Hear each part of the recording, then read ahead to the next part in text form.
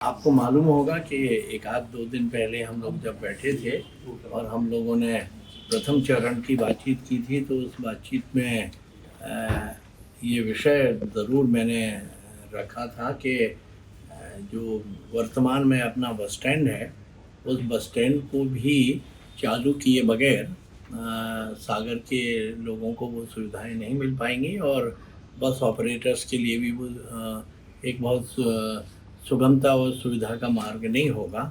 तो उस बात को प्रशासन ने भी स्वीकार किया और नए बस स्टैंड के साथ साथ ये पुराना बस स्टैंड जो है doctor Sarhari Singh bus stand, ये भी चालू रहेगा, ऐसी व्यवस्था बना दी है। लेकिन इस बस स्टैंड पे ट्रैफिक का लोड, बसेस की ट्रैफिक का लोड मिनिमाइज़ करने की हम लोगों ने आज मंथन किया है। आज मतलब जो डिस्कशन था वो मंथन जैसा ही था कि हम कुछ बसेस को भोपाल रोड वाला जो हमारा बस स्टैंड है उस बस स्टैंड से संचालित हो जाएं, कुछ बसेस हमारी और कुछ हमारे रूट जो है Vidyasagar, Acharya Vidyasagar bus stand Khurai road से संचालित हो जाएं, ताकि मुख्य बस स्टैंड पे बसेस का लोड कम हो पाए। तो उसमें काफ़ी हद तक हम लोगों ने सफलता प्राप्त की है और उनसे उन सड़कों का पे चलने वाली बसों के नंबर और सबको सूची मांग ली गई है। ऐसा करने से उन बसों की मॉनिटरिंग करने में प्रशासन को भी सुविधा होगी और लोगों की सुविधा को ध्यान में रखते हुए, क्योंकि ये बात अवश्य ध्यान में आई कि ये जो न्यू आरटीओ वाला रोड है वो अभी लोगों की उतनी सुविधा नहीं है, इसलिए वो सारी बसेस जो हैं वो अभी मुख्य मार्ग से, मुख्य बस स्टैंड से ही संचालित होंगी।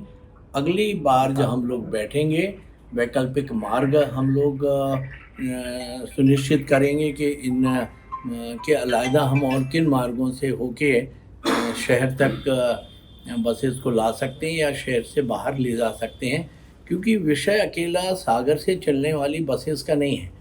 विषय जो सागर ज़िले से बाहर से जो बसेस आती हैं और उनका प्रवेश होता है, उनका फिर कहाँ से प्रवेश होगा, कहाँ से उनकी निकासी होगी, ये सारा मैकेनिज़्म स्टडी करके और फिर उसको उन सड़कों को बनाने की हमें आवश्यकता पड़ेगी। तो उसमें एक धर्मश्री बाईपास भी एक विकल्प है कि वहाँ से बसें निकालेंगे तो ये मोती नगर वाला हिस्सा यहाँ पे जो कंजेशन होता है उससे बचा जा सकता है। ये गिरधारीपुरम वाली रोड जिस दिन हमारी स्ट्रेट हो जाएगी, ये वाला रोड बन जाएगा, तो फिर ये वाला बस स्टैंड जो न्यू आरटी वाला बस स्टैंड है वो हमें अभी जो बहुत दूर लगता है उतना दूर नहीं लगेगा। तो ये सारे विषयों को लेके हम भी कुछ तैयारियां करेंगे और बस एसोसिएशन के लोग भी इसमें हम सबका सहयोग करेंगे, ताकि जो बसें आइडियल हैं, जो चल नहीं रही हैं, यहाँ अत्र तत्र खड़ी हुई हैं और आवागमन को बाधित कर रही हैं, वो बसें जो हैं अब निर्धारित स्थान पे ही खड़ी होंगी और उसके लिए जो भी शुल्क होगा वो उनको जमा करवाना होगा। जो बसेस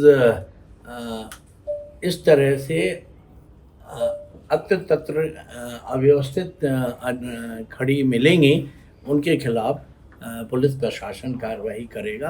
ये दोनों पक्ष हैं। भाई साहब, ये अभी एसोसिएशन आए थे तो हड़ताल जारी है कि ख़त्म हो गई है? हड़ताल ख़त्म हो गई है। अभी इमिडिएटली हमारी बहनों के भाइयों को आने जाने की सुविधा इमिडिएटली मिले और वो बहनों के लिए एक रक्षाबंधन का गिफ्ट हो जाए, ये हमने उनसे गुजारिश की है और उन्होंने अविलंब बसों के पहिए संचालित करने के लिए अग्रसर हुए। भाई साहब, 11 दिन क्यों लग गए? जब रक्षाबंधन आने लगा जब क्यों अचानक याद आई?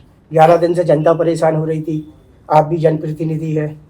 नहीं, हमने उस दिशा में डिस्कशन किया। सबसे पहले जो बैठक हुई वो मेरे इनिशिएट करने पे हुई, मैंने उसकी पैरवी की थी और फिर प्रशासन ने उसको समझ के और बैठक भी बुलाई थी। तो ये कभी कभी कुछ मुद्दे ऐसे होते हैं जो उनको सुलझाने में अब आप कहेंगे कि भारत पाकिस्तान की सीमा का विवाद अगर कभी सॉल्व किसी पॉइंट पे हो गया तो आप पूछ सकते हैं आपके 40 साल क्यों लग गए, 70 साल क्यों लग गए, 78 साल क्यों लगे। तो कुछ मुद्दे ऐसे होते हैं जिनमें कभी कभी ड्रिफ्ट ज़्यादा होने की वजह से, लेकिन भविष्य में जब कभी भी इस तरह की स्थितियां आएंगी तो पहले संवाद करके फिर हम, जब कोई विकल्प नहीं होगा तब इस तरह का आंदोलन का मार्ग अपनाएं लोग। ऐसा भी हम लोगों ने आज बस ऑपरेटर्स से बातचीत करके। विधायक जी, इस पूरे जो फैसला आया है इसका श्रेय किसे जाना चाहिए? ये श्रेय का विषय नहीं है, ये तो विषय लोगों की सुविधा और असुविधा को लेके है। इसका श्रेय कहाँ जाता है कहाँ नहीं जाता है, ये निर्णय कहना हमें करना है ना हमें सोचना है। लोगों को होने वाली, मैं आपको दो पक्ष बता रहा हूँ।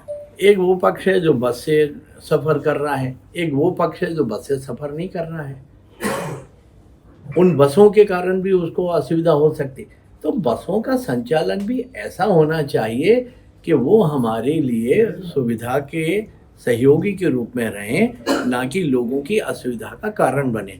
तो अभी हम लोगों ने उस दिशा में कुछ प्रगति की है, लेकिन बहुत कुछ करना बाकी है। हम सब मिलके, वो बात मैंने उनसे कही कि सागर में लोगों को असुविधा ना हो, ये सोचने की जिम्मेदारी से मेरी नहीं है। हमने कहा आप ही सागर के नागरिक हैं, आपकी भी जिम्मेदारी है, और उससे होने वाली असुविधा से आपके बच्चे भी परेशान होंगे, ये अकेले बाकी लोग। तो ये सब हम सब के। Eklavya University Damoh will guide you towards a bright future. 28 acres of lush green campus, largest campus of Bundelkhand, experienced and dedicated faculty.